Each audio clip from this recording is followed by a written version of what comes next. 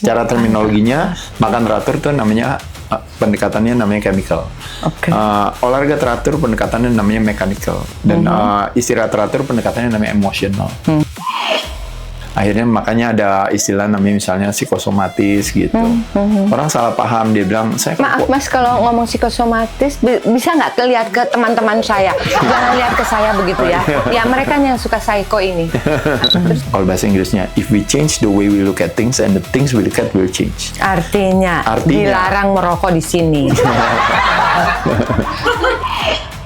Di akhir tahun bahkan juga nggak mati-mati dia, tetap aja dia hidup, bahkan puluhan tahun udah ngerokok terus, udah makan sembarangan, udah nggak pernah olahraga, sampai hari ini masih hidup semua nih teman-teman. Tuh Ya kan? yang pada merokok semua nih. Saya Ingrid Wicanarko untuk Indonesia Salam.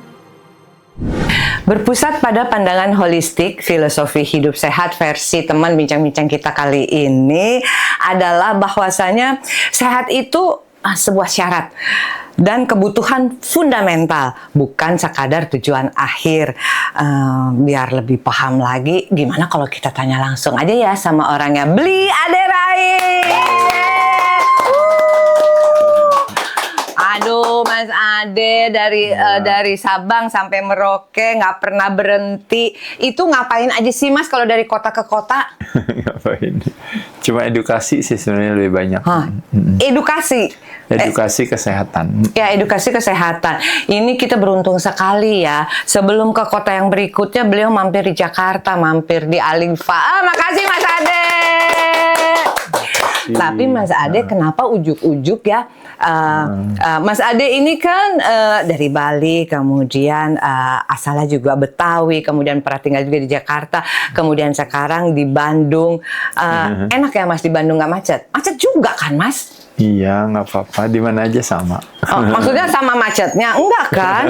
Dulu Bandung, sekarang kan semuanya pada destinasinya ke Bandung. Jadi kenyamanan dan ketidaknyamanan itu adanya bukan di lalu lintas setiap kota, tapi kenyamanan dan ketidaknyamanan itu adanya di dalam hati kita. Toh kan, Mas Ade udah mulai tuh. Jadi yang namanya kesehatan itu ya bukan bukan secara eksplisit tuh hanya raga saja begitu ya, Mas ya. Betul. Nah, ini yang menarik nih ya teman-teman ya. Sebelumnya nih saya bocorin dulu. Filosofi hidup sehatnya Mas Ade itu kurang lebihnya ini ya, kurang lebihnya setelah kami menggarisbawahi begitu ya Mas Ade ya. Yang pertama adalah tanggung jawab dan mindset. Maksud Mas Ade itu gimana tuh tanggung jawab dan mindsetnya? Ya enggak, jadi kalau kita berbicara kontribusi daripada kesehatan, itu kadang-kadang yang kontribusi terbesar itu sebenarnya adalah cara pandang. Cara pandang itu penting, kenapa? Karena kalau kita berbicara investigasi arsitek kekebalan tubuh kita, itu palang pintunya itu ternyata adalah yang disebut namanya central nervous system, atau yang dikenal yang namanya persepsi. Nah, persepsi itu mempengaruhi instruksi. Jadi contoh paling gampang, mungkin saya buat penyederhanaan aja ya. Ada kalimat yang mengatakan hati yang gembira adalah obat. Hati yang gembira menyembuhkan, hati yang gembira menguatkan.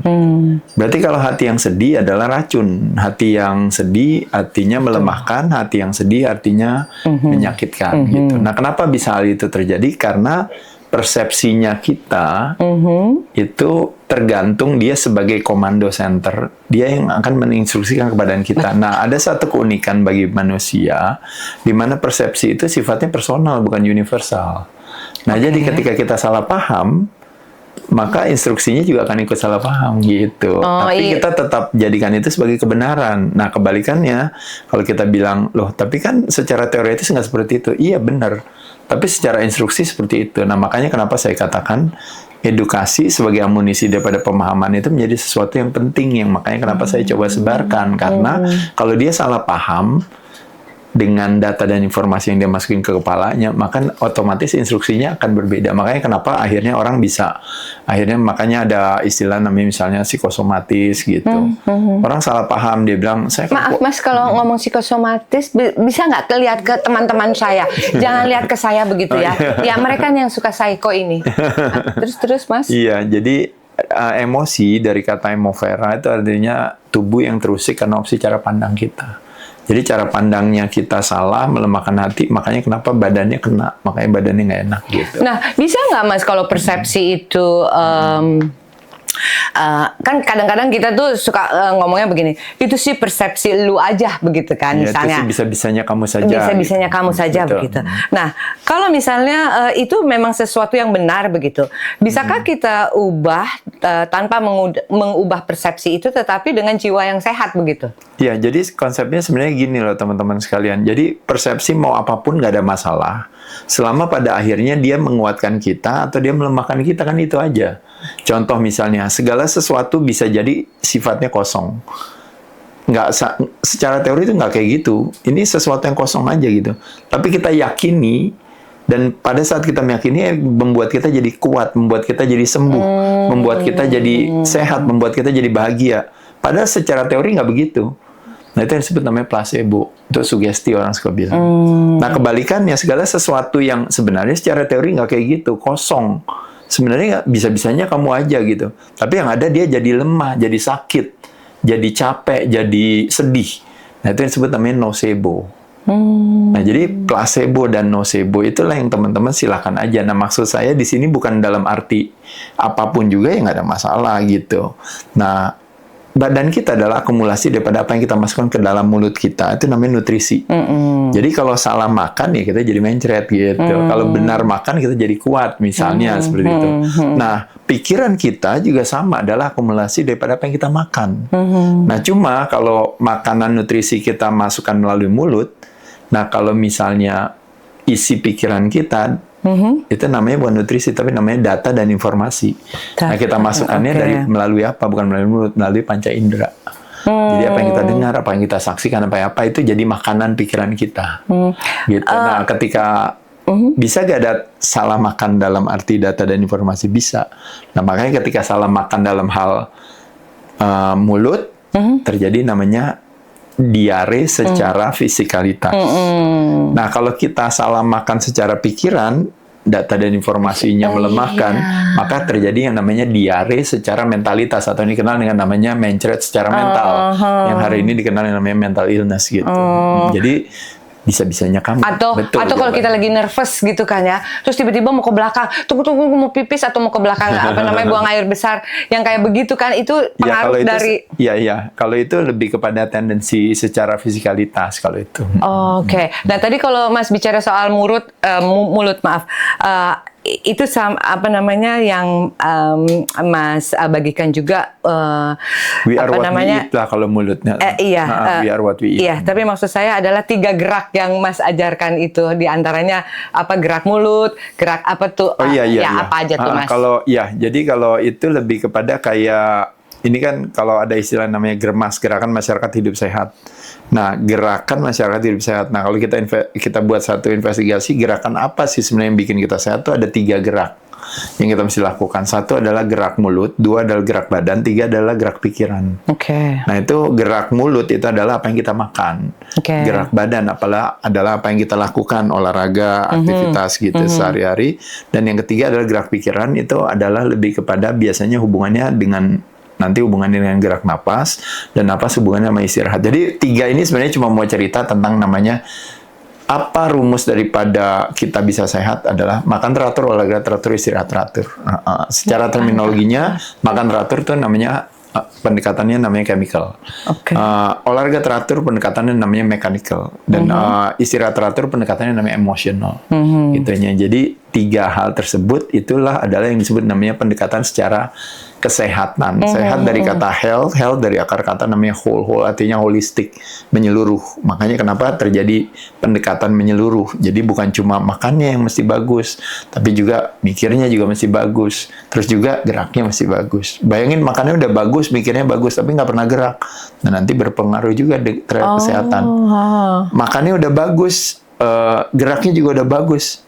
Tapi opsi cara pandangnya melemahkan hati, mentalitasnya versus konflik, focusing on what's missing, kerjanya ribut terus, mudah tersinggung, akhirnya juga nggak bagus juga, gitu dan sebagainya. Jadi makanya satu sama lain saling terkait, makanya terjadi nuansa menyeluruh dalam arti sehat. Karena biasanya yang terjadi hari ini, kita nuansanya sifatnya reduksi.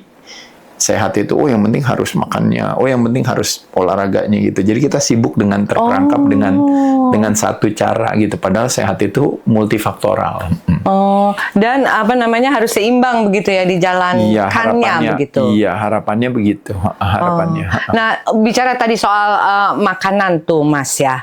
Mana makanan jahat sama makanan baik, Mas? Sebenarnya nggak ada makanan jahat atau baik. Setiap orang punya toleransi terhadap makanan berbeda-beda. Kalau saya mau bilang karbohidrat jahat, bisa. Bagi orang yang gemuk, dia nggak punya toleransi terhadap karbo yang terlalu tinggi, maka karbo akan menjadi seolah-olah menjahati kesehatannya.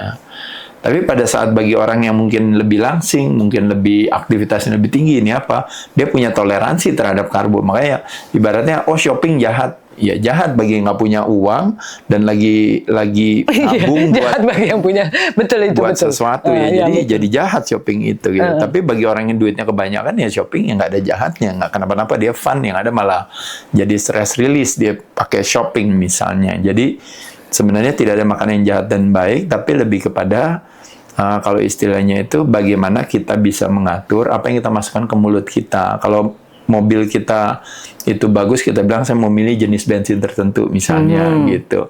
Nah bensinnya juga harus sesuai dengan kebutuhan, nggak bisa kekurangan, nggak bisa kelebihan gitu kan gitu.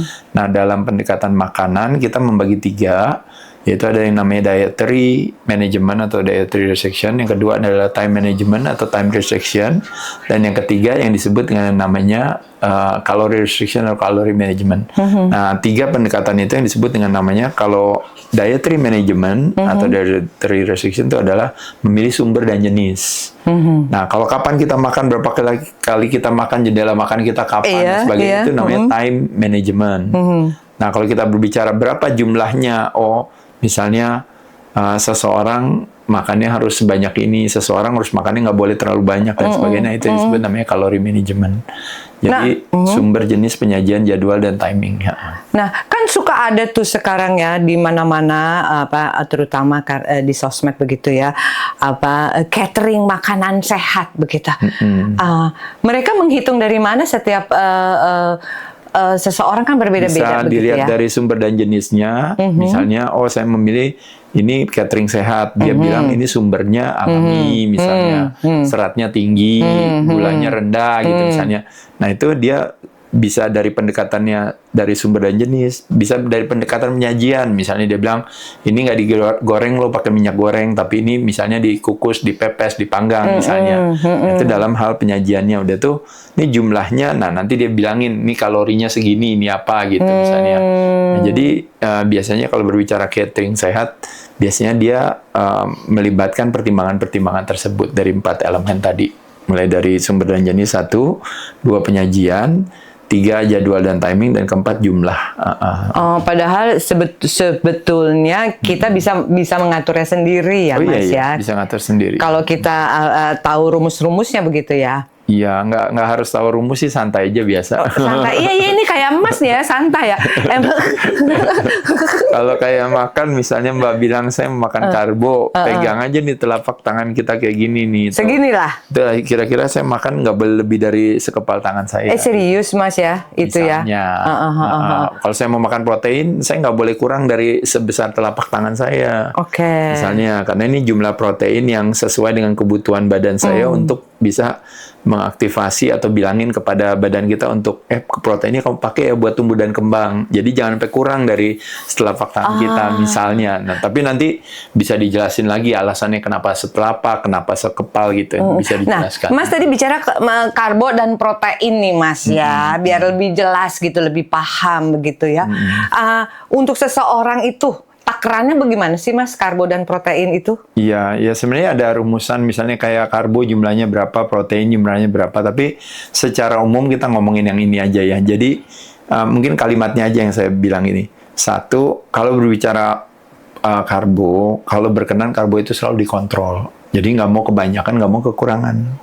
Jadi harus dikontrol, kita targetkan sesuai kebutuhan kita. Jadi kalau kebutuhan hari itu kita banyak aktivitas kegiatan, toleransi terhadap karbo kita mungkin lebih tinggi. Kadar lemak kita mungkin terlalu tinggi, atau kebalikan kadar lemak kita normal atau rendah, memungkinkan kita punya toleransi terhadap karbo lebih tinggi. Tapi kalau kita terlalu gemuk, kayaknya bukan ide baik makan karbo kebanyakan. Nanti Produksi insulinnya ketinggian, nanti gula darah disimpan dalam sel lemak, nggak turun-turun berat badan gitu. Jadi kontrol karbo nomor 1. Nomor 2, prioritas protein. Berapa protein yang dibutuhkan ya? Nanti tergantung tinggi kamu adalah... Aku deh Mas. Ya. Aku 162 sama 45 kilo. Ya, Kira-kira. misalnya tinggi 162. Ini kalau Mbak atlet itu berarti kebutuhan Mbak protein per hari itu 162 gram. Sesuai dengan tingginya. 162 Ya, gram. tapi kalau seandainya dia bukan atlet, yang gampang aja. Mbak tadi beratnya 42. 45. Kaliin 2 aja berarti 90 itu kebutuhan protein Mbak. 90 gram protein per hari. Bisa dapat dari hewani dan nabati, variasi, kombinasi, rotasi. Sebenarnya ini semua kayak ilmu hidup sih sebenarnya. Jadi kita santai-santai Aku sampai deg-degan barusan. Aku pikir kayak ilmu hitam gitu. Ternyata ilmu hidup ya. Oke. Ya, ilmu hidup dalam arti maksudnya kita mesti bersyukur tubuh kita itu begitu sempurnanya. Beda sama kecerdasan kita akan keuangan yang selalu kita asah terus karena kita berharap kalau seandainya sampai kita kekurangan keuangan kan kita takut banget tuh. Makanya semua orang kerja, semua orang usaha, semua orang nabung, semua orang investasi. Bahkan kalau ada seminar keuangan atau ada orang yang bilang tahu gak gimana caranya biar bisa kaya, semua pada mau belajar gitu ya. Kenapa? Karena kita menyadari bahwa ketika kecerdasan kita keuangan itu rendah, maka yang bahaya itu adalah nanti kalau seandainya kita nggak usaha, nggak kerja, di akhir bulan itu kita akan diganjar dengan yang namanya pembayaran cicilan yang kita tidak bisa penuhi. Nah, tapi masalahnya di dalam kebalikannya kecerdasan akan keuangan kita yang kita berusaha untuk tingkatkan tinggi. Nah, kecerdasan kita akan kesehatan itu yang tadi saya ajarin orang supaya biar ikutan tinggi dengan edukasi. Tapi orang nggak mau denger. Kenapa orang nggak mau denger? Karena badan kita terlalu sempurna adanya. Jadi misalnya olahraga nggak, makan sembarangan nggak, iya, ngerokok nggak, iya, minum nggak, iya juga, stres nggak, iya juga. Tapi di akhir bulan kita nggak pernah diganjar dengan kematian. Kita tetap hidup aja. Di akhir tahun bahkan juga nggak mati-mati dia. Tetap aja dia hidup. Bahkan puluhan tahun udah ngerokok terus, udah makan sembarangan, udah nggak pernah olahraga. Sampai hari ini masih hidup semua nih, teman-teman. Tuh, Ya kan? tuh ini yang pada merokok semua nih. Tuh. Iya, jadi artinya maksudnya saya cuma mengatakan adalah bahwa kita nggak urusin aja badan kita nggak kenapa-napa gitu. Makanya kenapa kita malas belajar. Gitu. Nah, tapi problemnya ada istilah yang mengatakan bahwa penalti itu probabilitas golnya itu 95%. Nah, begitu nanti penalti datang takutnya udah nggak keburu gitu. Nah, makanya kenapa akhirnya nanti yang disalahin tua, umur. Pasti excuse-nya katanya. Maklum lansia, maklum tua. Faktor umur. Padahal sebenarnya faktor kemiskinan itu kan nggak pernah ada orang bilang misalnya waduh kamu nanti miskin ya. Iyalah maklum lah saya miskin karena udah faktor umur. Permakluman ya. Enggak maksudnya ketika ada seseorang miskin ditanya kenapa miskin, pasti dia bilang karena dia nggak berusaha lebih keras. Dia nggak pernah bilang kenapa kamu miskin. Iya maklum lah faktor umur. Kan nggak pernah kan ngomong kayak gitu. Karena dia tahu bahwa istilahnya miskin atau sejahtera itu tergantung daripada usaha dia kan. Nah tapi dalam hal kesehatan kok kita nggak mau usaha, kita malah menyalahkan faktor umur. Nah, padahal umur itu ketika kita menua, sebenarnya kita istilahnya itu adalah bunganya daripada berbagai akumulasi dari yang kita investasi lakukan. perilaku kita sejak tabur muda. tua ya. Ya makanya ditabur. Ya kita menabur dia, makanya kita menuai pada saat tua. Nah tapi pada saat tua kita bilang yang salah umurnya, padahal yang salah investasinya gitu loh maksud saya. Pantes ya Mas Ade ya kulitnya ya. Aduh ya. Ya. Gimana Mas caranya Mas? Apa Caranya adalah bunga yang mekar dan daun yang layu. Bagaimana supaya biar bisa baik. Mas, bisa nggak ngomong layunya ngelihatnya ke Mbak Alda atau Mbak Citra atau Mbak itu Rika? Iya. Jadi enggak, ini lagi ngomongin bunga. Oh ya bunga. Bukan ngomongin kulit. Iya. Jadi atau contohnya misalnya kayak daun yang layu. Kalau ditanya gimana caranya supaya biar nggak layu, kan jawabannya kan sederhana, yaitu adalah ya udah siramin aja. Siram kan. aja. Sirami akarnya kan, betul kan? Berarti sirami akarnya maka daunnya tidak layu lagi. Sirami akarnya maka bunganya juga akan mekar dan wangi. Dan buah pun juga sama, buat bisa matang dan manis. sirami akarnya, kan begitu kan sederhananya. Nah, membayangkan bunga, membayangkan buah, membayangkan kulit kita. Nah, manusia pun sama. Jadi jawabannya sebenarnya adalah sirami akarnya. Sirami akarnya itu artinya apa? Akarnya yaitu adalah pola perilaku kita. Mulai ngatur pola makan, mulai ngatur pola gerak, mulai ngatur pola pikir, pola istirahat, kan gitu kan sebenarnya. Tapi yang ada kan kita unik, ketika daunnya layu, bukannya akarnya yang disiram, tapi sama kita daunnya dikasihin krem pagi sama krem malam, betul kan kayak gitu. Nah, maksudnya itu sesuatu yang sederhana yang kita lupa gitu. Bukannya salah pakai kremnya, itu nggak salah, cuma menyenangkan kalau kita menunjuk ke diri kita ke dalam untuk bilang, oh jangan-jangan perilakunya. Nah, kayak saya juga sering tanya misalnya, saya skincare-nya pakai apa gitu, atau misalnya mungkin hari gini banyak berbagai treatment, bahkan sekarang teknologi makin canggih lagi ya, udah mulai dari botox filler sampai mungkin operasi plastik di Korea misalnya kayak gitu. Apakah saya melakukan? Bukannya saya bilang benar atau salah itu, tapi kebetulan saya cuma bilang bahwa saya melakukan yang namanya, yang disebut dengan namanya, saya menyirami akar saya gitu. Jadi kebetulan hal tersebut saya nggak pernah lakukan, sampai skincare juga nggak pakai, tapi yang saya lakukan adalah cukup dengan saya mengatur pola makan saya, mengatur pola gerak saya.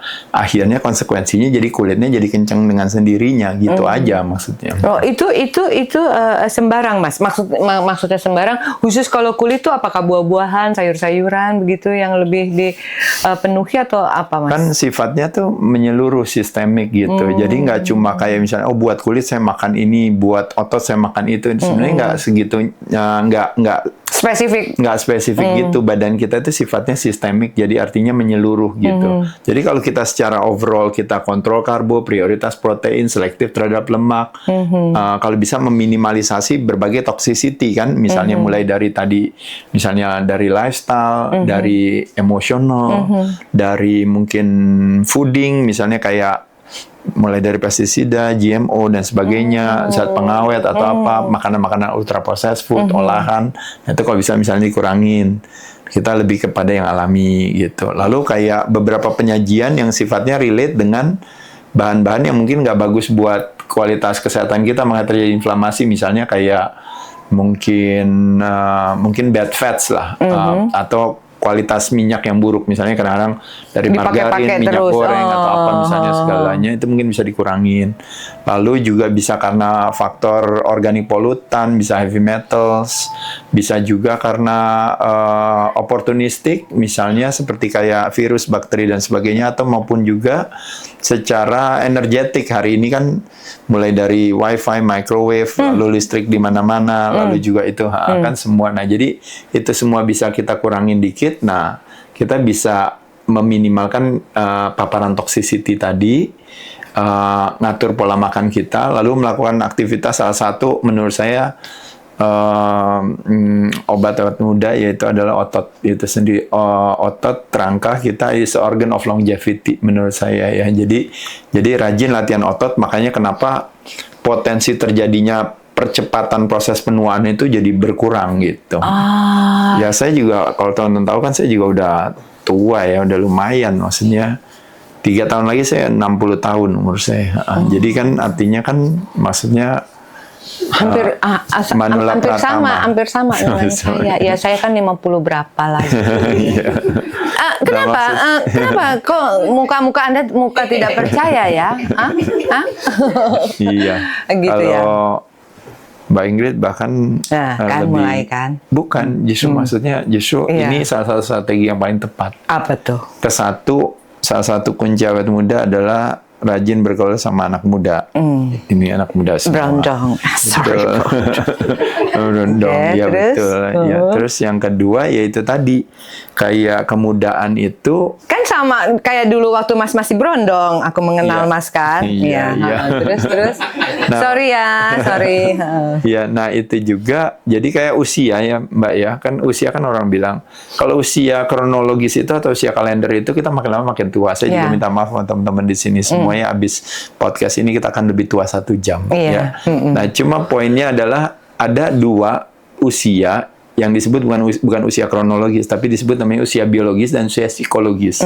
Adalah 2 usia yang bisa kita reverse, kita balik. Nah, makanya kenapa masa bodoh mau kita nanti mulai kepala 6, mau masuk kepala 7, mau masuk kepala selanjutnya, itu semua kita bisa balikan, biologis kita bisa malah dari 6 jadi mundur ke 5. Dari 5 jadi mundur ke 4 gitu. Kalau seandainya kita pay attention terhadap yang namanya makan kita dan olahraga kita. Nah, yang terakhir itu yang disebut namanya usia psikologis. Nah, ini yang mungkin usia muda yang dimiliki oleh Mbak, yaitu adalah ketika yang disebut dengan namanya usia cara pandang, itu mindset. Nah, banyak orang semakin tua kan dia saking mungkin nggak pernah mainnya sama anak muda, mainnya sama orang tua, jadi tua. Ya, temanya nggak jauh-jauh dari obat hipertensi, obat gula darah, ya, kolesterol gitu ya. Pokoknya sibuknya membahas tentang penyakit gitu dan membanggakan dokternya masing-masing sama obatnya gitu. Lu pakai dokter gua deh. Iya, lu pakai dokter gua tuh canggih banget. Iya. Kalau anak muda kelebihannya daripada orang tua, dia kan membanggakan kemandiriannya ya. Kalau orang tua membanggakan ketergantungannya gitu. Jadi dia semakin tergantung semakin bangga gitu ya. Dan bahkan dia dirugiin orang, dia sampai nggak sadar gitu. Tahu nggak, saya kalau ketemu sama ini gitu, kalau saya konsultasi ini bayarnya segini gitu ya. Gitu kan. Jadi semakin dia bayar mahal, dia semakin bangga gitu ya. Padahal kalau dipikir-pikir, saya kalau sakit tinggal pergi ketemu mantri aja di puskesmas, bayar cuma 10.000, habis itu udah sembuh kan, gitu kan, harusnya bangganya gitu ya. Jadi kita makin tua malah bangga dengan ketergantungan kita gitu. Tapi maaf Mas Ade, tadi kan Mas Ade bicara masalah bisa semakin tua mungkin bisa kembali gitu. Jadi kan usia kembali psikologisnya Mbak jadi muda sekali gitu. Nah, itu sesuatu yang baik. Oke, tapi sekarang kalau kita bicara soal hormon, Mas, kan tetap ada yang membedakan antara pria dan perempuan begitu ya, masalah hormonnya, sehingga tergantung cara pandang juga, Mbak. Maaf, maksud aku secara anatomi atau secara ininya strukturnya begitu. Bahkan laki-laki itu sampai kapanpun kakek-kakek bisa masih punya anak begitu. Tetapi tidak begitu dengan perempuan, karena kita bicara masalah hormonnya ya begitu ya, telur. Itu gimana Mas, menurut Mas? Ya, balik lagi saya bilang sebenarnya itu kita semua kan diciptakan dengan keunikannya masing-masing gitu ya. Nah, kalau saya cuma melihat adalah kalau kita bilang pria dijajah oleh satu hormonnya namanya testosteron ya, dijajah oleh satu hormonnya cuma satu. Wanita dijajah oleh 3 hormon. Jadi tidak hanya testosteron tapi juga ada progesteron dan juga ada estrogen. Nah, pada saat dia menopause ya mungkin terjadi beberapa hormon tersebut jadi makin berkurang dan sebagainya. Nah, cuma poin dari cerita ini pria juga sama sebenarnya. Jangan meskipun testosteron sampai umur segini juga masih bisa. Ya lebih banyak yang nggak bisa. Gitu. Jangankan bisa bikin anak gitu, berdiri aja nggak bisa gitu ya. Nah, gara-gara kan pola perilakunya dia gitu. Jadi jangan bangga-bangga juga si prianya juga gitu. Sebenarnya sama gitu. Nah, kebalikannya wanita juga sama. Nah, makanya kenapa beberapa kalau saya lihat ya gitu, wanita yang cerdas dan juga wanita yang ya the real powerful women itu adalah ketika dia bisa welcoming yang namanya aging itu sendiri gitu. Wanita karena dulu dia depends purely on their beauty, makanya kenapa begitu udah start to menjelang menopause atau pas menopause atau post menopause itu dia benar-benar kehilangan segalanya dan dia merasa kayak nilainya dia berkurang gitu. Nah, padahal kemudian sindrom. Iya, akhirnya terjadi sindroma ini, sindroma itu gitu. Pokoknya hati yang sedih menyakitkan gitu kan, bukannya hati yang gembira menyembuhkan kan, kebalikannya dia gitu. Nah, karena apa? Karena kan cara pandang itu kalau menurut saya. Nah, kayak ya mungkin juga sama kayak pria misalnya, mungkin dia mengasosiasikan diri dia sebagai I'm what I have, posesi saya. I'm what I do, prestasi saya. I'm what other people think of me, reputasi saya. Begitu udah nggak pegang jabatan, begitu udah nggak kerja, begitu udah pensiun, itu kan semua pada hilang. Nah, pada saat itu terjadilah namanya post power syndrome. Akhirnya ntar dia jadi gimana gitu. Ya itu semua cuma cara pandang kita gitu. Ya, itu yang pertama kali tadi kita bicarakan ya teman-teman. Betul. Ya. Jadi ketika wanita bilang yang namanya power of menopause itu adalah sesuatu yang menyenangkan, kita harus welcoming. Itu adalah sesuatu yang menyenangkan, wanita masuk ke dalam yang namanya kayak kayak stage baru di dalam kehidupannya gitu, di mana dia Life sudah began at 50 or 60. Iya, tidak tergantung lagi dengan istilahnya secara fisikalitas. Dia bisa mengeksplor secara mentalitasnya lebih optimal lagi kan. Kalau dulu kan keganggu terus dia. Kayak contohnya misalnya wanita menjelang datang bulan diganggu sama progesteron, akhirnya puasa aja susah. Tiba-tiba udah semangat mau olahraga, tapi taunya badannya mintanya kemana gitu. Kan jadi sebenarnya agak keganggu gitu.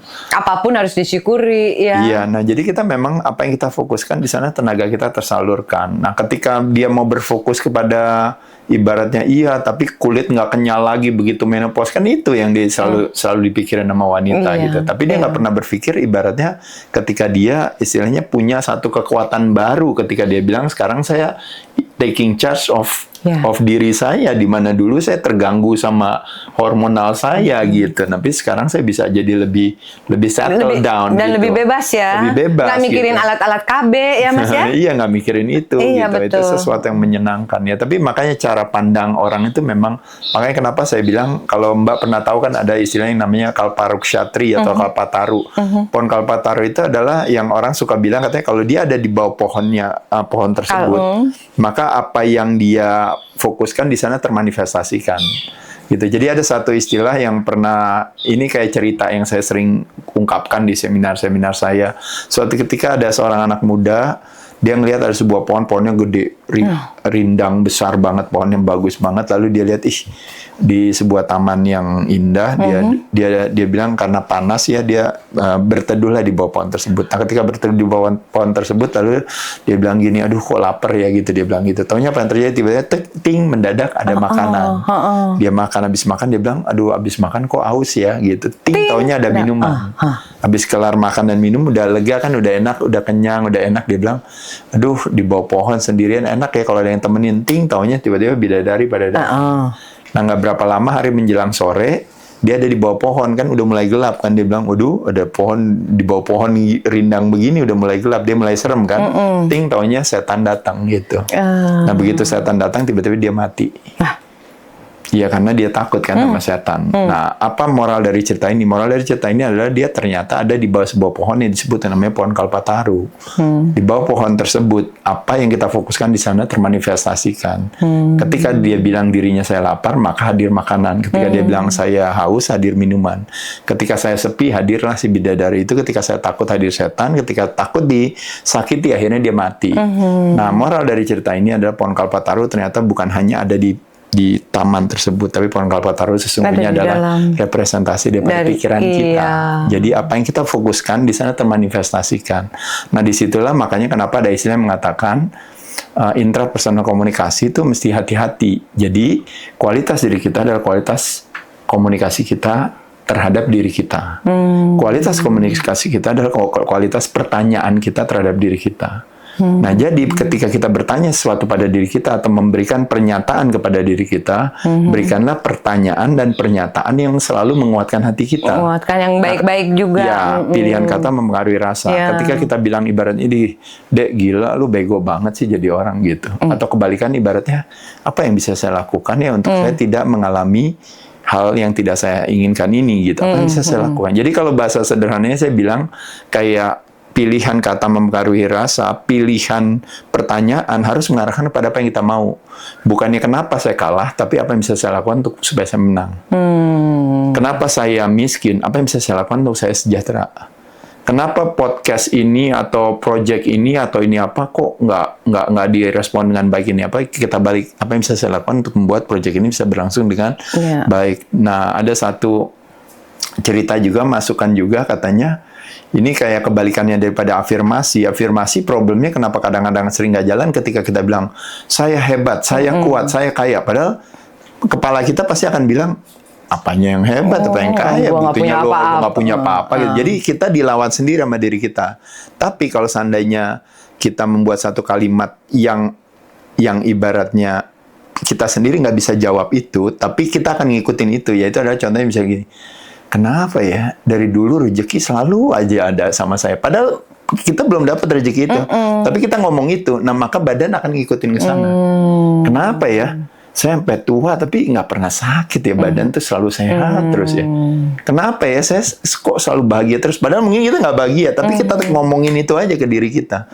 Nah itu yang makanya badan akan ngikutin itu. Nah itu disitulah si pohon kalpataru hanya akan Menjadi termanifestasi kalau seandainya kita menggunakan kalimat kenapa ya, lalu belakangnya kita pilih apa yang kita mau gitu.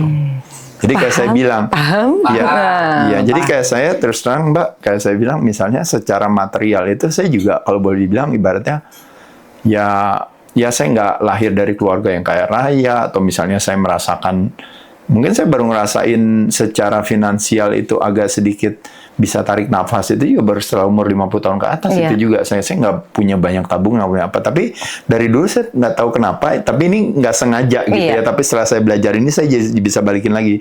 Dari dulu saya selalu ngerasa, saya bilang gini, kenapa ya saya tuh nggak pernah nggak punya uang gitu tuh, kenapa ya gitu. Jadi tiap kali uang udah mau habis banget ya taunya ntar ada yang ngasih. Ntar tiap kali uang mau habis ya taunya ada kerjaan. Tiap kali uang mau habis ya taunya ternyata ada proyek ini. Tiap kali uang gitu. Ada rasa itu saya. Mas Jaka tapi rasa itu nggak saya ngomongin ke orang, cuma di diri saya. Saya omongin dan saya nggak pernah ngerasa miskin gitu, nggak pernah. Ada rasa itu nggak pernah ada gitu. Karena mungkin juga ada hal lain lagi yang membentuk saya ya. Kayak contohnya misalnya kalau saya tanya sama teman-teman kalau silau sama apa saya tanya? Cahaya. Betul, kita silau sama cahaya, tapi kebanyakan orang Indonesia hari ini silaunya sama duit kan, aneh kan, bener nggak? Iya kan? Iya. Bener nggak? Kan aneh ya kalau silau sama matahari gitu, tapi kita silau sama duit kan aneh. Nah jadi kebetulan saya dari dulu saya nggak pernah silau sama duit gitu. Jadi bagi saya alasannya kenapa bisa punya rasa, bukannya saya ngomongin ini di depan orang atau podcast, enggak, tapi saya ngomongin kepada diri saya sendiri. Saya bilang, kenapa saya silaunya sama cahaya gitu, sama matahari, kenapa nggak silau sama duit gitu ya.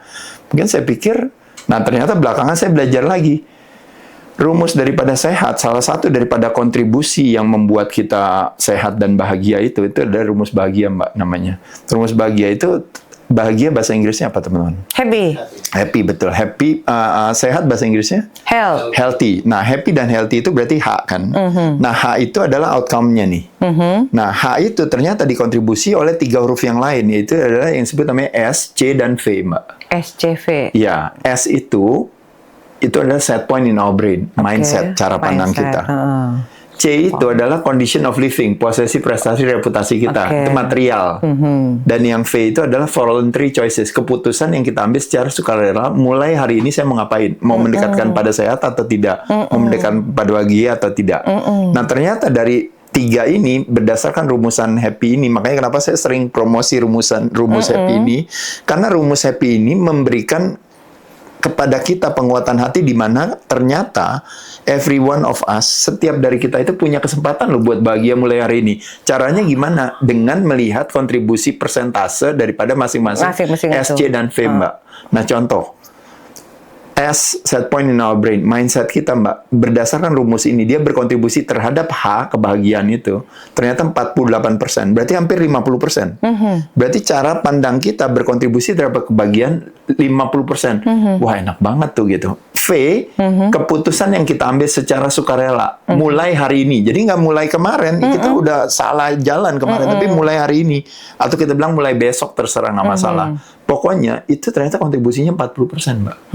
Mbak coba bayangin, baru ngelihat rumusan ini aja kita udah dapat 88%, tanpa peduli sama hari ini saya punya apa, saya udah ngerjain apa, saya reputasinya apa. Prosentasenya udah 88%. Nah, sekarang kita mau membahas atau mau menyela rumus ini dengan bilang, "Boh, nggak bisa dong. Justru kesuksesan itu berasal dari materi kan, gitu kan. Ibaratnya hari ini juga semua orang juga kan perlu subscriber, perlu viewers, perlu likes, duit insight, duit semua, pokoknya materi. Nah, tapi kenapa rumus ini mengatakan bahwa kontribusi yang namanya material itu atau condition of living itu hanya cuma 6-12%. Kenapa hal itu terjadi? Jawabannya adalah karena tubuh manusia terlalu cerdas untuk beradaptasi. Dia bilang, taunya dari mana? Taunya adalah sebagai contoh. Dulu kita lagi muda, kita bilang, lagi sekolah, kita bilang, saya akan bahagia kalau seandainya saya lulus. Pokoknya saya mau lulus dengan nilai yang bagus gitu. Akhirnya dapat lulus nilai bagus, udah bahagia kan? Udah kan selesai? Enggak. saya baru bahagia kalau saya dapat kerjaan. Begitu dapat kerjaan udah bahagia? Enggak, kalau seandainya saya dapat jabatan. Udah dapat jabatan, kalau bisa saya melestarikan. Dulu saya bahagia sih kalau seandainya saya nanti saat saya punya motor. Udah punya motor udah bahagia kan? Enggak, kalau punya mobil. Udah punya mobil bahagia pesawat enggak kalau pribadi. punya ini. Sama juga kayak zaman dulu. Kalau bahagia kalau punya pacar. Udah punya pacar bahagia kalau punya istri. Kalau udah punya istri bahagia Punya kalau punya anak. anak. Kalau punya anak nanti anaknya jadi apa dulu ini apa. Kita bilang sampai kapan ini kok perasaan kan udah harus itu. Dan berdasarkan ada ilmu lain yang mengatakan kita itu bisa beradaptasi itu hanya sekitar 1 sampai 12 bulan, Mbak. Kita akan kembali ke state of emotion yang sama. Nah, makanya kenapa akhirnya rumusan itu mengatakan kepada kita, dulu kita bilang kalau seandainya saya punya jam Rolex itu saya akan bahagia, tapi begitu udah punya jam Rolex selama setahun, itu tiba-tiba mendadak jadi biasa aja. Dulu happy-nya pas lagi belinya, pas udah punyanya kok jadi biasa. Dulu happy-nya lagi ngejar si cewek itu, begitu udah punya pacarnya kok jadi Biasa-biasa biasa. aja. Nah, jadi pada saat itulah kita bisa melihat rumusan ini cuma ingin menjelaskan kepada kita adalah bahwa terlepas daripada bersyukurlah kalau seandainya kita punya Iya. posisi, prestasi, dan Iya. reputasi, kenapa enggak? Bersyukur kalau punya si Rolex, bersyukur kalau punya pekerjaan yang layak. Tapi ada dua daripada area kehidupan kita itu yang sebenarnya kita bisa eksplor setiap hari. Yang satu adalah yang disebut namanya set point in our brain, mindset kita. Ada istilah yang mengatakan, istilahnya, ketika saya merubah cara pandang saya, maka pandangan yang ada di depan saya seketika akan berubah. Kalau bahasa Inggrisnya, if we change the way we look at things and the things we look at will change. Artinya dilarang merokok di sini. Artinya adalah saya ingin merubah Indonesia. Indonesia nggak berubah buat saya, dia perlu waktu. Oh, Saya ingin merubah dunia. Dunia nggak berubah buat saya, dia perlu waktu. Saya ingin merubah pasangan saya atau orang yang saya kasih atau sahabat-sahabat saya mau rubah perilakunya atau saya merubah perilakunya netizen di Indonesia. Mereka perlu waktu untuk merubah buat saya. Nah, tapi kalau seandainya saya bersedia merubah cara pandang saya terhadap dunia, cara pandang saya terhadap Indonesia, dan cara pandang saya terhadap teman saya yang merubah cara pandangnya dalam melihat mereka, maka seketika itu juga bisa. mereka, dunia Indonesia dan teman saya mendadak berubah di mata saya saat itu juga. Jadi ketika kita bilang temen gue ngeselin banget, karena kita berfokus kepada apa yang ngeselin dari dia. Tapi ketika kita bilang, bersyukur banget ya saya punya teman saya tuh meskipun dia orangnya malesan, kadang-kadang nyebelin nih apa, tapi dia hatinya baik. Dulu saya pernah ditolong sama dia, dulu pernah ini apa. Kita focusing on what's good about dia. Sama kayak saya dalam hal kesehatan, Mbak. Either we want to focusing on what's right in our body atau want to focusing on what's wrong in our body. Makanya kenapa saya bilang when we are focusing on what's right in our body, makanya disebut namanya health check-up. Begitu we are focusing on what's wrong in our body, makanya disebut medical check-up gitu kan nih. Karena kan kita mencari yang salahnya gitu. Which is dua-duanya nggak kenapa-napa. Cuma yang balik lagi ke pohon kalpataru tadi. Jadi apa yang kita fokuskan di sana, tenaga kita tersalurkan. Ternyata dijawab dengan rumusan happiness itu dengan bilang bahwa kekayaan sesungguhnya adalah bukan hanya kekayaan akan posisi, prestasi, dan reputasi yang hanya cuma 12%. Tapi sebenarnya selebihnya yang 88% itu kekayaan akan Mbak? Satu, rasa bersyukur. Dua, rasa pemaafan. Tiga, rasa keikhlasan. Nah, itu yang menjadi yang namanya perbendaharaan akan kekayaan yang sesungguhnya, yang kalau seandainya bisa dijadikan sebagai makanan daripada mindset kita tadi, Mbak. Nah, itu tadi kan makanya kenapa ketika kita posesi prestasi biasa aja, tapi ketika bilang cara pandang kita menguatkan hati, kita punya kekayaan akan rasa bersyukur, pemaafan dan keikhlasan, akhirnya hidup jadi penuh, Mbak. Kebalikannya, ketika sekarang ini anak-anak zaman sekarang dia punya posesi prestasi reputasi yang begitu bagus gitu, tapi focusing kan on what's missing, focusing on what's wrong, mentalitas konflik versus kayak ribut terus saja kerjaannya. Nah, pada saat itulah hidupnya jadi hampa, padahal kontribusi posesi prestasi reputasinya tinggi gitu. Persis mirip kayak orang kaya hari ini mukanya pada susah semua gitu. Nah, itu kan ya itu kan menunjukkan betapa dia miskin akan set point in our brains. Betul. Nah, dan yang satu lagi kenapa saya bilang bersyukur banget dengan rumusan ini, voluntary choices itu keputusan itu 40% terhadap kontribusi terhadap kebahagiaan, Mbak. Karena itu yang saya mau katakan adalah bahwa ternyata dari kita semua, istilahnya kita semua masih punya kesempatan dan tiada kata terlambat untuk bisa lebih bahagia dari hari ini. Yeay. kayak Cece ya Mas ya, biar jomblo juga bahagia kan, jojoba, iya kan? Iya. Kok iyanya kok kayak kayak nggak ikhlas gitu sih Mas? Saya bukan please nggak ikhlas, dong. saya nggak setujunya dengan orang bilang biar jomblo. Jadi seolah-olah kalau jomblo itu jadi Oh nggak pakai biar deh. Cece tuh jomblo tapi bahagia. Iya, tapi itu saya juga nggak setuju dengan kata tapinya. Oh, tapi Jomblo dan bahagia, jojoba, gitu. jojoba. Iya, Ya, betul. jomblo bahagia. Nggak masalah, gitu. Nggak masalah kan? Bukan kelemahan gitu. No. Bukan kelemahan. No. Bahkan yang kehebatan dari kita jomblo itu sebenarnya kita Aku jangan kita, aku. Iya, maksudnya. Mas kan nggak jomblo, jangan dong, jangan Yang kita enggak, saya dong. cuma mau bilang adalah bahwa kelebihannya daripada kita jomblo itu adalah kita exercising, bahwa nanti terakhirnya kita akan sendiri gitu loh. Nah, jadi kalau kita biasa sendiri itu jadi bagus banget gitu. Iya. Kita kan kepengen semuanya kalau bisa punya teman banyak, kepengen ini apa gitu. Iya. Tapi kita datang nggak bawa apa-apa, pulang nggak bawa apa-apa. Gitu. Iya, betul, Nah, Mas. jadi hidup itu is not about akumulasi, tapi hidup itu is all about kontribusi. Iya. Nah, itu yang kadang-kadang saya suka, maksudnya balik berpikir ke diri saya sendiri. Kadang-kadang hidup itu unik gitu. Kita dihargai karena akumulasi prestasi, posesi, dan reputasi. Tapi pada saat kita pergi, itu semua nggak dibawa. Nah, sedangkan kalau nih contoh nih Mbak, ini cuma kayak kita kayak ngobrol aja nih. Kalau Dari tadi kita ngobrol Mas. iya, iya. Kalau seandainya kita mati, itu kita judulnya adalah harus membawa apa-apa. Iya. Maka hidup itu adalah is all about akumulasi. Iya. Betul dong? Ya kan? Berarti posesi, prestasi, reputasi Iya. harus banyakin. Iya. Karena kita harus jadikan itu sebagai bekal buat kita mati gitu. Tapi masalahnya waktu mati nggak dibawa semuanya. Nah, artinya hidup itu is all about kontribusi. Makanya secret of living is forgiving. Kenapa? Karena kita nggak bawa apa-apa, datang nggak bawa apa-apa, pulang nggak bawa apa-apa. Nah, pas lagi ada ini kita ngapain? Saatnya kita memberi gitu. Nah, tapi kita lupa untuk memberi. Kita sibuknya akumulasi, ngambil. Karena berdasarkan insight hari ini, dunia materialistik itu mengatakan bahwa kalau kamu punyanya banyak, maka kamu hebat. Tapi kalau kamu memberinya banyak, kamu nggak ada nilainya. Wow. Kayak gitu, emang benar.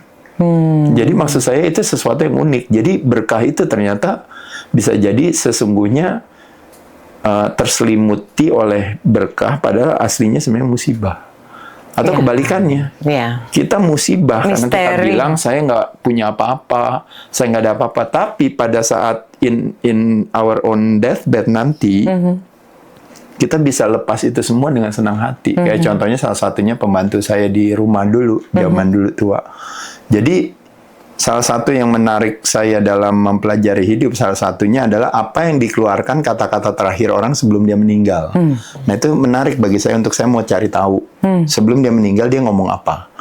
Hampir rata-rata orang yang sukses di mata orang, begitu dia mau meninggal itu kalimat atau kata-katanya itu semuanya susah banget karena dia berusaha untuk ibaratnya dia Nge-grab semuanya. nge-grab itu semua, nggak mau gitu, nggak mau ninggalin itu semua karena terlalu banyak istilahnya segala kebaikan yang ada di inkarnasi ini kan gitu.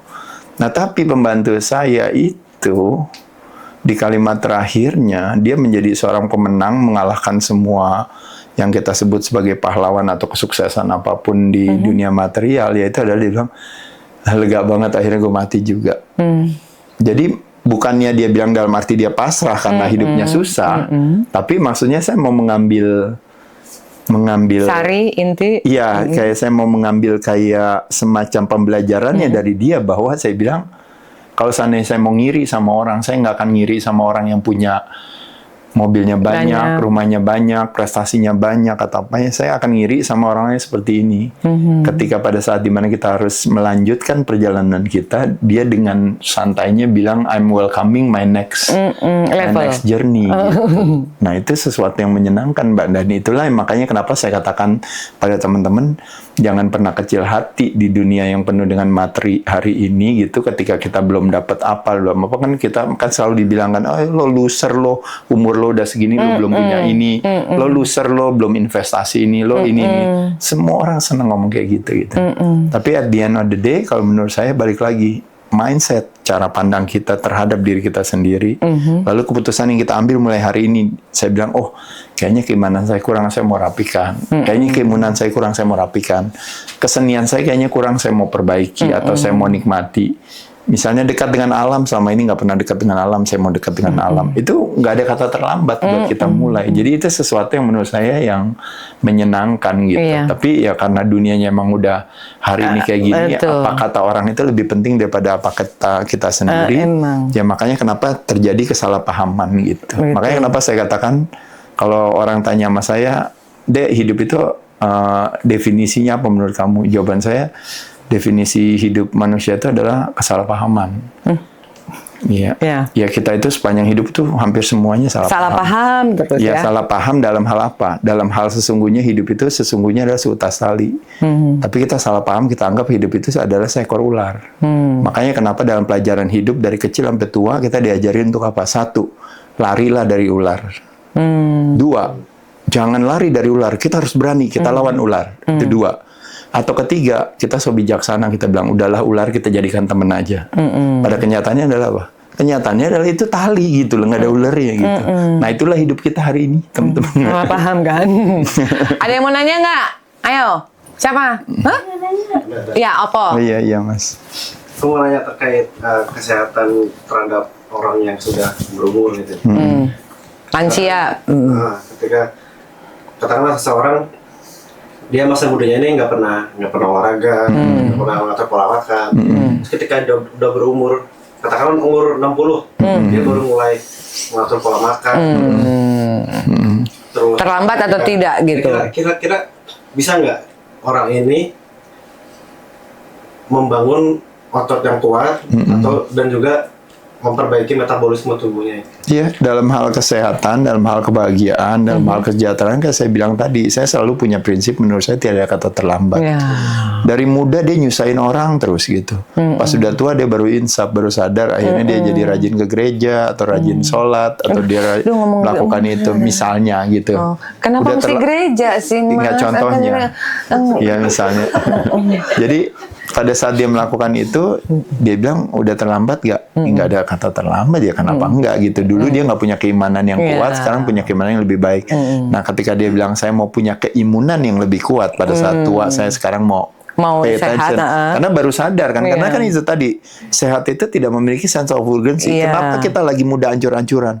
Jawabannya karena badan kita tuh terlalu cerdas. Badan kita terlalu hebat. Badan kita makanya dikatakan secanggih-canggihnya si handphone. Jauh lebih kalau lebih canggih lagi, jauh lebih advance lagi adalah apa? Adalah tubuh manusia. The most sophisticated gadget in the whole world adalah tubuh kita. Saking hebatnya tubuh kita, dokter aja belajar satu organ tubuh aja bisa sampai puluhan tahun. Itu hanya cuma belajar satu organ tubuh, sedangkan organ di tubuh kita itu ratusan. Jadi bisa bayangin buat pelajarin satu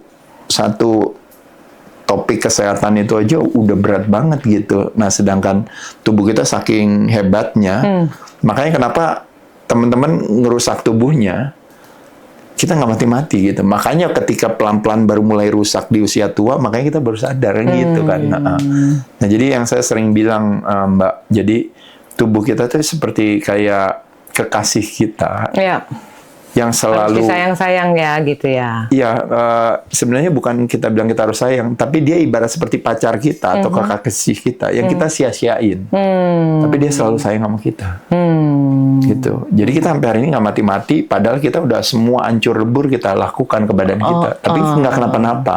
Nah, poin dari cerita ini, kalau ada pacar yang bisa punya perilaku seperti itu, bayangin kalau seandainya kita juga ikut sayang sama dia, apa yang bisa diberikan ke kita? Orang kita benci dia aja, kita cuekin dia, dia aja tetap sayang sama kita. Gimana kalau kita pay attention terhadap dia? Nah, badan manusia itu seperti itu gitu. Makanya kenapa saya bilang itikat adalah hasrat tanpa pamrih.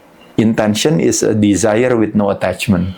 Jadi kalau balikin ke saya bilang, saya dari dulu punya niatan mau sehat. Apakah saya menjadi orang yang sehat? Mungkin sampai hari ini masih bisa ya. Iya. Tapi kalau ditanya apakah si Adere akan jadi orang yang umurnya paling panjang atau dia nggak pernah sakit apa, Who knows? saya nggak tahu gitu. Tapi saya punya niatan. Nah, niatan saya awali dengan perilaku saya. Iya.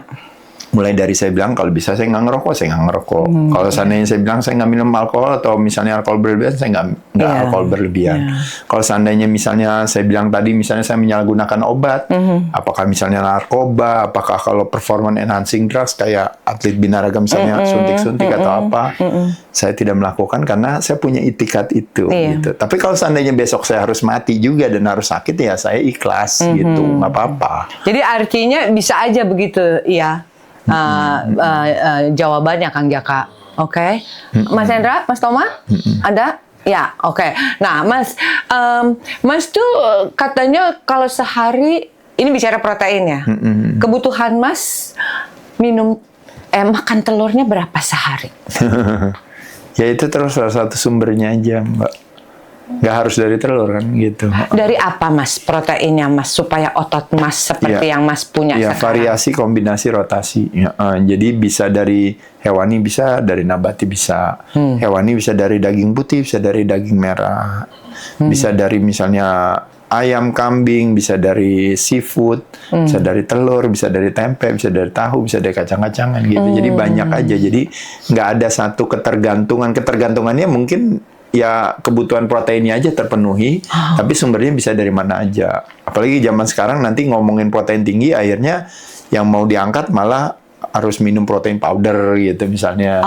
Nanti gara-gara apa yang misalnya sekarang lagi populer, Lagi tren, nanti ntar bilang oh ya harus minum itu, harus apa. Sebenarnya nggak gitu juga gitu. Kita suplementasi mesti kita syukuri karena dia memberikan convenience, kenyamanan buat kita gitu. Tapi kita tidak perlu harus punya ketergantungan. Ini yang menarik nih khususnya buat banyak nih teman-teman saya ya Mas ya. Kalau saya kan kalau diet kan kalau bisa saya justru lebih banyak makan ya Mas ya, pengen gemuk soalnya ya. Ini ada Mas Ade ini punya rumusnya 10-3-2-1. Keluar tuh kodenya ya. Nanti mau buntut 2 apa buntut 1? 10-3-2-1 Mas. Nggak, itu istirahat aja sih. Nah, itu prinsip istirahat sebenarnya. Ini paling penting nih istirahat ya teman-teman ya. Mungkin kita kurang istirahat ya gitu ya. Malam lembur, ngeset dan lain sebagainya. Besokannya udah syuting. Gimana tuh Mas? Ya, jadi salah satu kualitas istirahat kita yang baik adalah kalau kita bisa tidur nyenyak gitu. Nah, untuk bisa tidur nyenyak kita butuh siasat gitu. Nah, salah satu siasatnya ini nggak usah tiap hari, tapi kebetulannya kita bilang antar malam saya mau tidur ini, jadi saya siasat. Siasatnya adalah 10-3-2-1, jadi 10 jam sebelum kita tidur nanti malam, berarti itu terakhir kafein kita kenanya di sana. Karena kafein itu relate-nya sama stimulasi kan gitu ya. Bukan berarti juga banyak orang yang minum kopi juga bisa tidur juga. Nggak apa-apa juga memang. Tapi ini kita ngomongin secara fisikalitas gitu, nggak ngomongin secara mentalitas. Karena kita makanya tadi kan persepsi. Ketika kita bilang di kepala saya mau minum kopi, abis itu saya mau tidur, saya bisa tidur, pasti tidur dia. Oke. Saya minum kopi dikit aja, padahal itu udah jam 1 siang ya, tapi nggak tahu kenapa setiap kali saya kena kopi, saya nggak bisa tidur dia gitu. Saya kalau puasa ya asam lambung saya naik, asam lambung pasti naik. Saya kalau puasa asam lambung saya nggak naik loh, asam lambungnya nggak naik gitu. Jadi itu hebatnya badan kita. Jadi hati-hati dengan itu. Nah jadi 10 sebelumnya. 10 jam sebelum tidur nggak kena kafein. Nomor 2. 10 kan 3, 3-2-1 kan 3 jam sebelum tidur itu adalah makanan terbanyak kita. Jadi kita sebelum tidur jangan dengan perut yang terlalu penuh banget. Makanya kenapa makanan terbanyak itu 3 jam sebelumnya. Terlepas daripada 3 jam sampai menjelang tidurnya kita masih ada makan dikit atau kecil atau apa, ya masih oke. Tapi poinnya kenyangnya kita kenyang banget itu jangan kenyang habis tidur gitu kan. Jadi perlu waktu 3 jam. Nah 2 jam sebelum tidur itu adalah minuman terbanyak kita juga. Kadang-kadang kita kan minum banyak, minum. Nah jadi begitu udah menjelang 2 jam sebelum tidur, minumnya kita dibatasi gitu. Supaya biar nggak bolak-balik kan kencing. Ya ada juga orang yang pipis kencing juga. Ya mungkin karena ada spesifik kondisi, misalnya kayak diabetes tipe 2 atau apa, mungkin bisa. Nah jadi 2 jam sebelum tidur nggak ketemu air, dan 1 jam sebelum tidur nggak ketemu blue lights, itu aja sih. Maksudnya blue lights itu artinya kayak Contohnya misalnya kayak handphone ya udah deh dimatiin sejam sebelum tidur. Misalnya wifi dimatiin atau misalnya mungkin nge-charger telepon kadang-kadang sambil tidur kita paling sering. Itu kalau bisa dijauhin sama kita atau kita taruh di ruangan sebelah. Gitu. Keseringan kita juga kadang-kadang microwave lah, wifi apa segala. Nah ini salah satu toksisitas kita yang selalu kena hari ini karena perkembangan zaman kan itu kan sebenarnya kan adalah energetik itu. Iya, betul. Naik mobil aja listrik. Ini apa? Kan zaman dulu kita bilang microwave, oh kan istilahnya pernah kebayang nggak nyalain microwave untuk kita liatin microwave di depan kita. Apa tuh yang terjadi kira-kira ke kepala kita kan gitu ya. Nah sekarang hari ini kita jalan-jalan kemana-mana kan sama microwave. Jadi jadi memang kalau dibilang salah ya nggak salah juga. Kenapa? Karena inilah konsekuensi kita hidup di zaman modern. Dulu kita dijajah oleh yang namanya fisikalitas. Wanita nggak bisa bersuara, ibaratnya wanita harus di rumah, nggak bisa kemana-mana, bersekolah juga nggak bisa gitu. Ya itu memang zaman penjajahan kayak gitu, penjajahan secara fisikalitas. Bahkan kita dijajah, bahkan kita bisa ditendang, diinjak, dipukul gitu. Nah hari ini kita dijajah secara bukan fisikalitas, tapi dijajah secara toksisitas gitu. Heavy metal, polutan, opportunistic, energetic, lalu emotional, lalu fooding. Hari ini sama juga Mbak. Makanan dulu kayak contoh buah kan asosiasinya menguatkan hati kan, sehat gitu kan. Tapi masalahnya dulu buah ada musimnya, sekarang nggak ada. Dulu buah ada bijinya, sekarang nggak ada. Dulu buah bentuknya bisa bagus, jelek ini apa, sekarang nggak ada. Semuanya bagus gitu. Jadi kan sesuatu yang unik gitu karena rekayasa begitu. Rekayasa secara genetik gitu. Nah jadi pasti berpengaruh kepada kualitas kesehatan kita. Dulu rasanya bisa asam, pahit, sepet, manis apa segala. Kalau kita sekarang rasanya manis terus semuanya. Mas kalau manis boleh ke aku. Tolong kalau asam tolong lihat muka-muka mereka ya Mas ya. Kalau manisnya ke saya boleh. Hai, kita mendapat apa? Ilmu banyak sekali. Aduh Mas, gimana dong Mas? Aduh ini jauh sekali dari saya ya. Aduh. Aduh Mas. Alifa punya sesuatu untuk Mas. Oh iya, makasih ya Mbak ya. Wow, apa itu? Boleh saya bukakan? Iya, buka. Silakan Mbak. Iya. Supaya Mas nggak ngelihat dulu gitu maksudnya ya. Thank you, Mbak.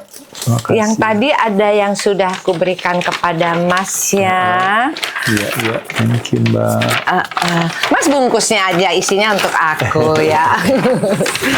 Tunggu sebentar. Wow, jeng. Ini ada ceritanya. Oh, wow.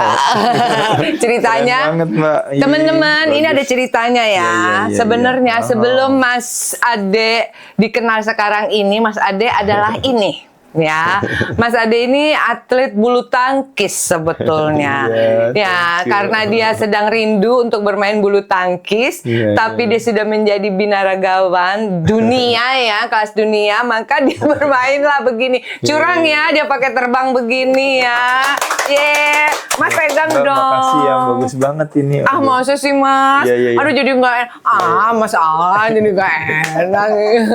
Mas mau ditaruh di mana? Oh ya untuk teman-teman yang ingin bugar bersama Mas Ade, sekarang udah di berapa kota Mas? Hampir semua kota? Iya, kalau mau bugar mah di mana aja. Ya tapi kan kepingin dong yang ada di Institut Aderai. Waduh. Iya, nggak apa-apa di mana aja. Jakarta, Bandung ya, di mana-mana boleh ya menghubungi. Hubungi saya juga boleh ya. Nanti saya sampaikan. Makasih banyak. Jadi ceritanya yang terakhir dulu dong Mas, ini ceritanya bulu tangkis ini jadi sekarang bagaimana dong? Masih sering apa bagaimana? Enggak, saya kadang-kadang kalau badminton hanya buat kardio aja. Saya sama juga buat mungkin kalau pas lagi kepengen turunin kadar lemak gitu, saya main badminton. Oh masih ya? Ya sekedarnya aja. Tapi saya mainnya juga sekarang nggak main dalam arti hitung-hitungan main badminton. Iyalah, buat... Saya cuma setengah lapangan lalu saya stroke aja. Buat kardio aja. Iya. Buat happy-happy. Ayo kalau kalian apa? Main apa? Main pedal nggak? Ya karena saya kebetulan pemain badminton, jadi saya kebetulan punya bakat dalam hal menggunakan tangan saya. Makanya dulu saya selain pemain badminton, saya juga pemain volley, saya spiker juga. Wih. Ya. Terus saya juga kebetulan juga saya sprinter juga. Iya, ya sprinter. Terus ampun. saya juga pernah tolak peluru. Nah, belakangan begitu karena sering latihan nyemes kan saya kan latihan beban. Nah, makanya kenapa akhirnya saya panco kuat. Makanya saya jadi arm wrestler juga. Gitu. Justru panco duluan ya Mas ya, dulu sebelum binaraga ya. Binaraga setelah badminton panco dulu. Iya. Iya. Ih, seru. Ah, kenapa? Mau adu panco? Iya, masih buat konten ini. Kalau Mas Ade panco, saya pancong ya, seneng saya. Jangan ntar patah. Ya mudah-mudahan Mas makasih seneng. banyak ya. Sami-sami, Makasih. sami-sami. Ya, beri semangat lagi. Baiklah teman-teman, semoga setelah hari ini seperti juga yang tadi sudah disampaikan oleh teman bincang-bincang kita Aderai, kita bisa memandang lebih jauh lagi adalah kesehatan sebagai bentuk tanggung jawab dan investasi terbaik bagi diri sendiri yang melibatkan keseimbangan utuh antara raga dan jiwa. Saya Ingrid Wijanarko untuk Indonesia Salam. Yeay. Mas. Saya selalu ya.